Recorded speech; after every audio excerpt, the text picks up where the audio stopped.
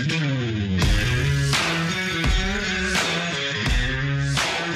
well-regulated militia being necessary to the security of a free state. The right of the people to keep and bear arms shall not be infringed. Welcome to another edition of Bearing Arms Cam and Company. My name is Cam Edwards. Glad to be with you today and glad that you are with me. Talking about what's going on in the state of Virginia, where it looks like Democrats are getting ready for another special session. And this time, we may see another round of gun control proposals. I don't think you're going to see Ralph Northam's gun ban come up in this special session, although Democratic gubernatorial candidate Terry McAuliffe is running on a gun ban. But most of the Democrats of the state of Virginia right now, this is an election year, so they're trying to portray themselves as moderate on the issue at a time in which violent crime is on the rise across the state of Virginia. This comes, by the way, this increase in violent crime after Democrats took over the state legislature and imposed the first new gun control laws in the Commonwealth of Virginia in at least 20 years back in 2020. Yep, they put these new gun laws on the books. So what happened to the crime rate? It started going up. So, of course, their answer is, well, we clearly didn't do enough gun control. We need more gun control. Yeah. And, of course, we are seeing that same mentality echoed nationwide by Democrats. Make you miss President Trump? A lot of people do. And I'm coming to you with a very special offer that you do not want to miss. Now's your chance to win one of 6 signed photos of President Trump, hand-signed by President Donald Trump. And soon one can be hanging up in your home.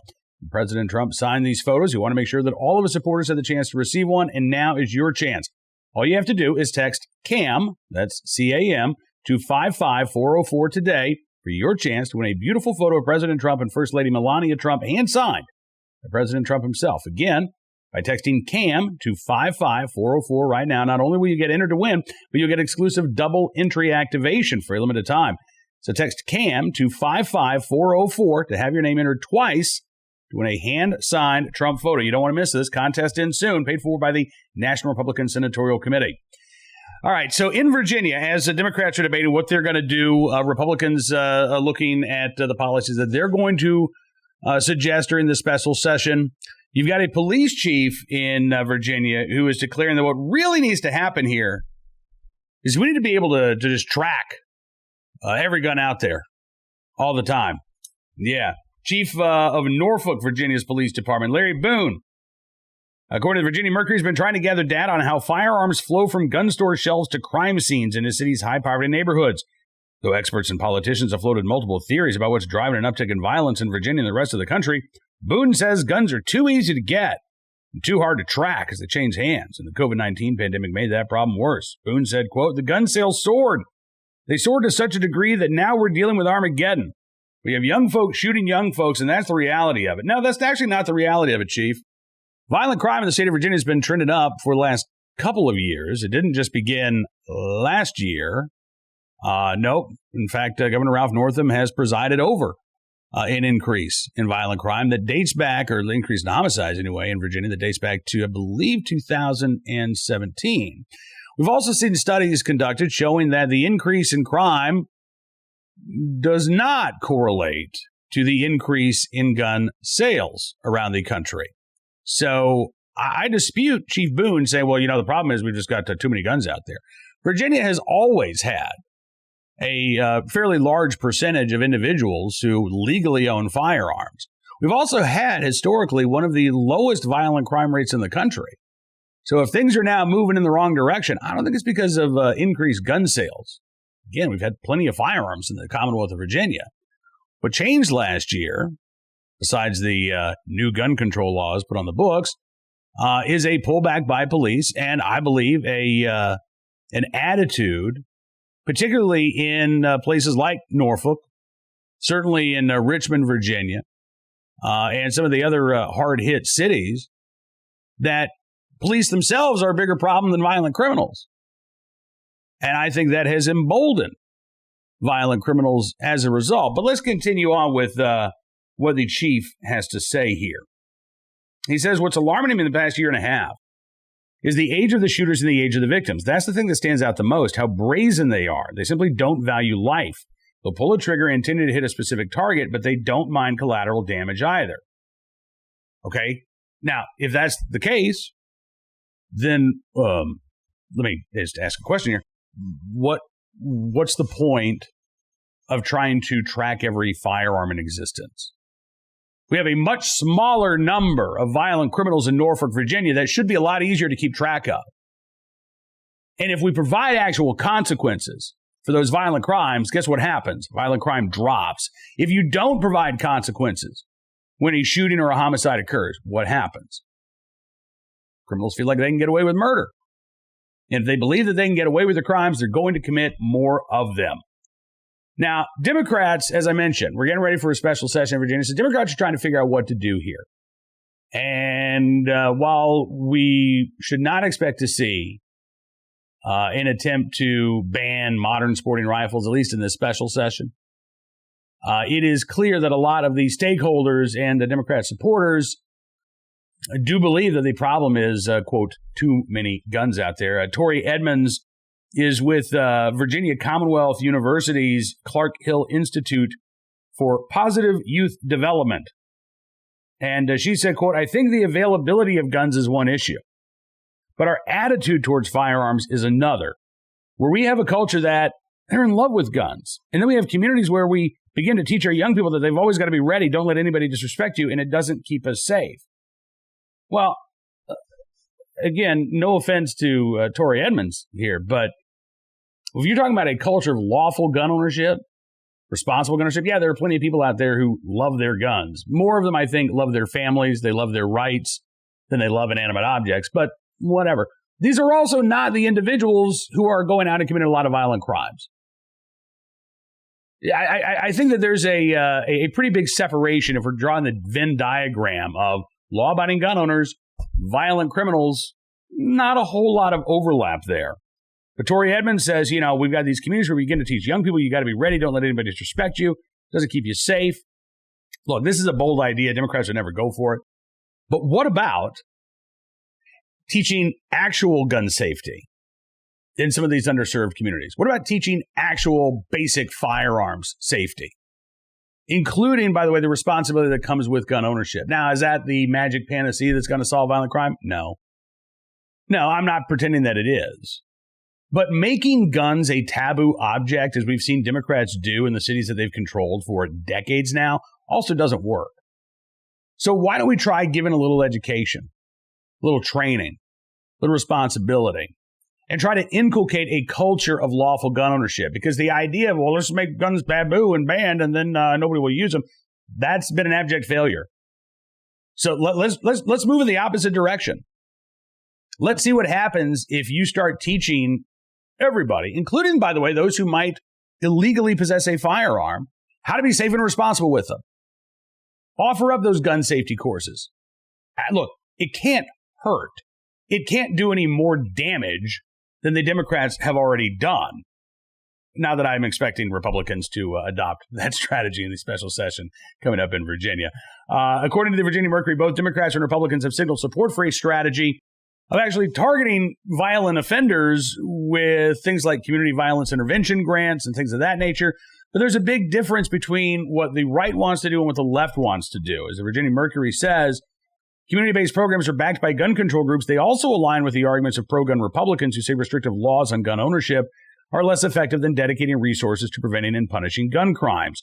House Minority Leader Todd Gilbert from Shenandoah, who introduced a violence intervention bill this year that failed to advance from a Democratic-controlled subcommittee, said intervention programs would, quote, fall apart without a strong law enforcement component to ensure that there are consequences if intervention fails. Now, look, it is important to point out, by the way, Republicans proposed this first. Democrats said no.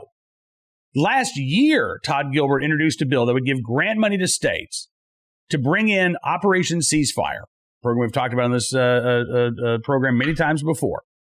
You focus on the small number of core offenders. You offer them a way out. But if they don't accept that way out, then you take their cases, you remove them from state court, you put them in federal court, you don't offer them a plea bargain, and you put them behind bars for as long as the law allows. This works.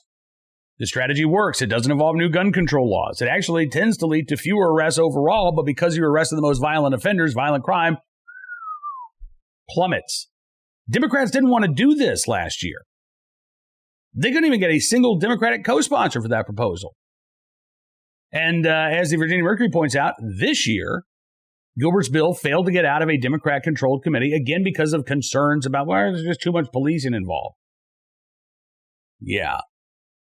And what's weird is you'd think gun control-loving Democrats would be okay with more policing. But they seem to object when that policing focuses solely on violent criminals and not on the much broader universe of legal law-abiding gun owners, which gets us back to the police chief in Norfolk, Virginia, in his idea that, you know what, we just need to track every gun everywhere all the time.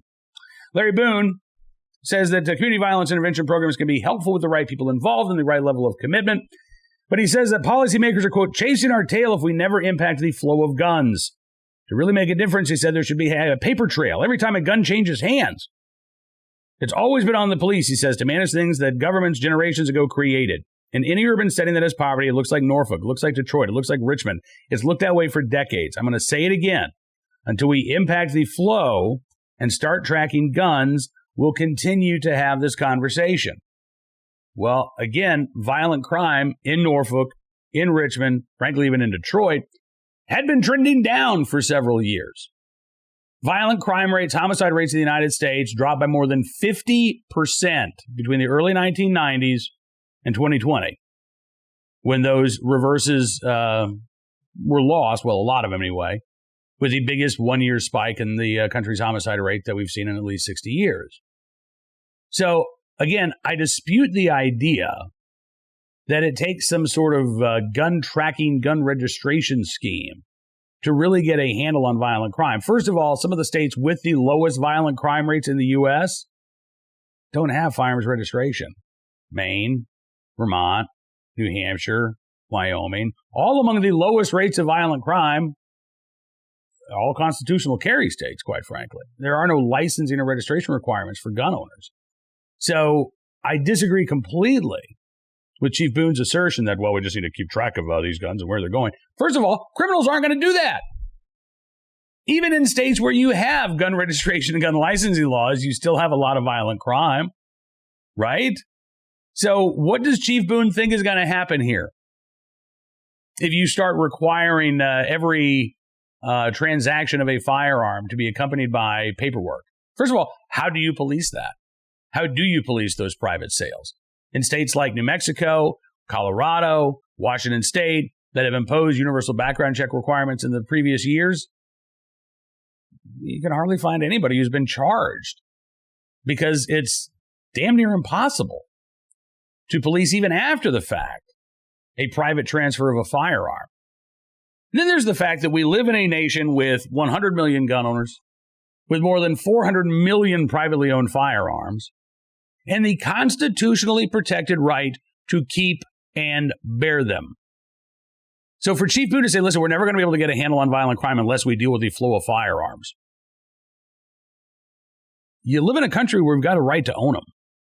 You live in a country where we've got a right to carry them, for goodness sakes. So how do you deal with the quote-unquote flow of firearms without trying to curtail the exercise of a civil right? Larry Boone wasn't asked that question. I'd love to know his answer, because I think the answer is you can't. As soon as you start trying to adopt a supply-side strategy, we can reduce the supply of guns, we can cut down on violent crime, you're off in the wrong direction. Because there are far more legally owned firearms in this country than there are violent criminals. The key is to reduce the demand for firearms among those who would use them in the commission of a violent crime. And again, the best way to do that is to ensure that there are consequences for using a firearm in the commission of a violent crime. This isn't a hypothetical situation. We've seen cities adopt this strategy in the past, and they've seen their homicides been reduced by 50% or more without the need for new gun control laws on the books. Unfortunately, Democrats in Virginia, including a police chief appointed by the Democratic mayor of Norfolk, Virginia, appear to be fixated on the idea that we can, in fact, ban and regulate our way to safety by imposing new laws, new restrictions, new infringements on legal gun owners while keeping the violent criminals as an afterthought.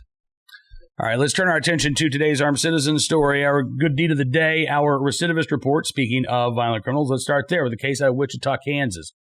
Man jailed in toddler shooting at a lake, also tried to stab a girl's mother, according to the sheriff. Yeah, this guy, there's a lot to talk about. This could be a whole separate Cam and Company show, as a matter of fact. A 21-year-old Camden Campos of Wichita arrested following nearly a 2-hour manhunt in Reno County, Kansas, on Monday afternoon after he allegedly shot a handgun at a car that was fleeing, injuring a 2-year-old girl who was sitting in a car seat inside. The driver of that car, along with her 2 young children, apparently had been abducted by Campos earlier that day. According to the local sheriff there in Reno County, Campos got into an argument with his girlfriend, who's also the mother of the young kids, inside a home in Wichita, and then took him out to this lake. Campos convinced the mom to get into a car with her 2 children so he could take them to another location during the argument. But after they were on their way, the mom quickly, quote, figured out that Campos was headed somewhere else. At some point, he then pulled a knife on the mom, began threatening her, including telling her that he would kill her. He also tried to stab her. They ended up down this dead-end road where Campos led the mom down to the water's edge, police say, with the intent to harm her. But he got distracted by something, and she was able to escape. She jumped into the car. She drove off with her kids inside. Campos fired shots after her. And then again, a 2-year-old was wounded in that attack. Thankfully, it looks like the little girl is going to be okay.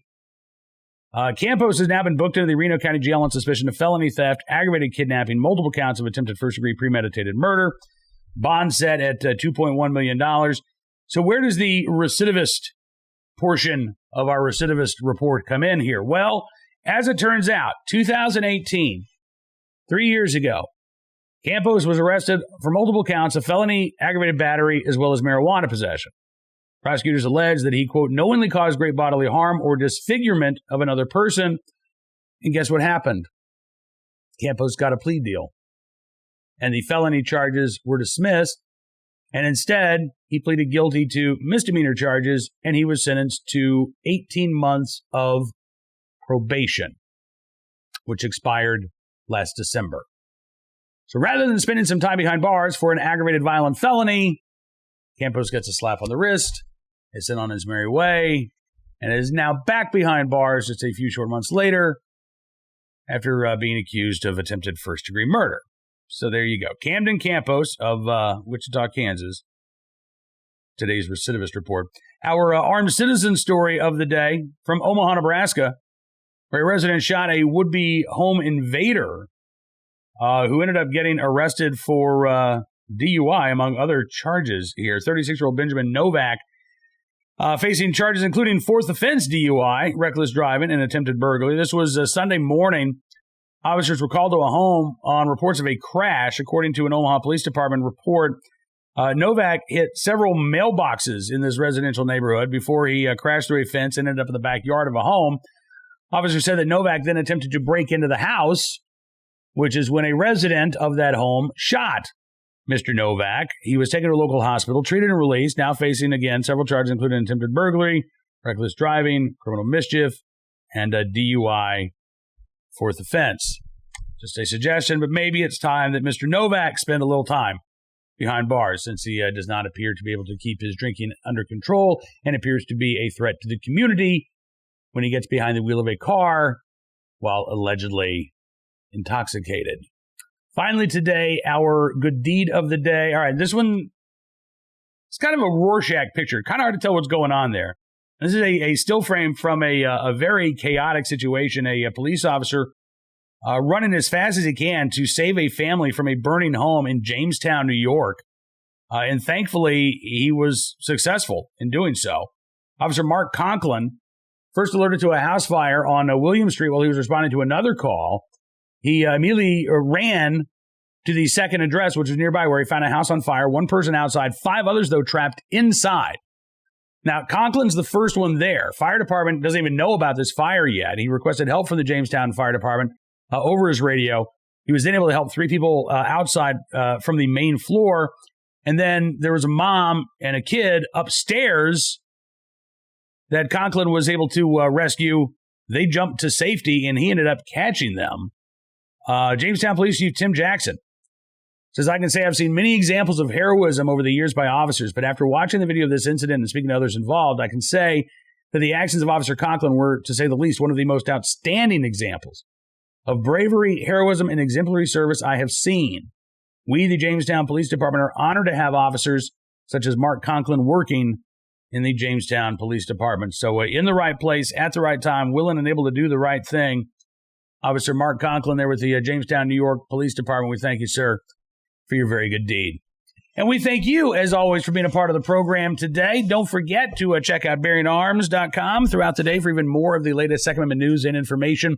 And you can also become a VIP subscriber at Bearing Arms. All you got to do is go to BearingArms.com/subscribe. Use the promo code GUNS. You'll get 25% off of your VIP membership. That'll give you access to exclusive commentary, analysis, and more. If you want to go one step further and become a VIP Gold member, you'll get that same exclusive analysis and commentary throughout the entire Town Hall Media family of websites. Also get access to our weekly live chats, which we'll be doing tomorrow, as a matter of fact. Hot Airs, Ed Morrissey, and myself.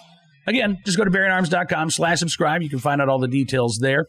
We will be back tomorrow with more of the latest Second Amendment news and information from all across the nation. Thank you so much for being a part of the program today. And until we talk again, be well, be safe, and be free.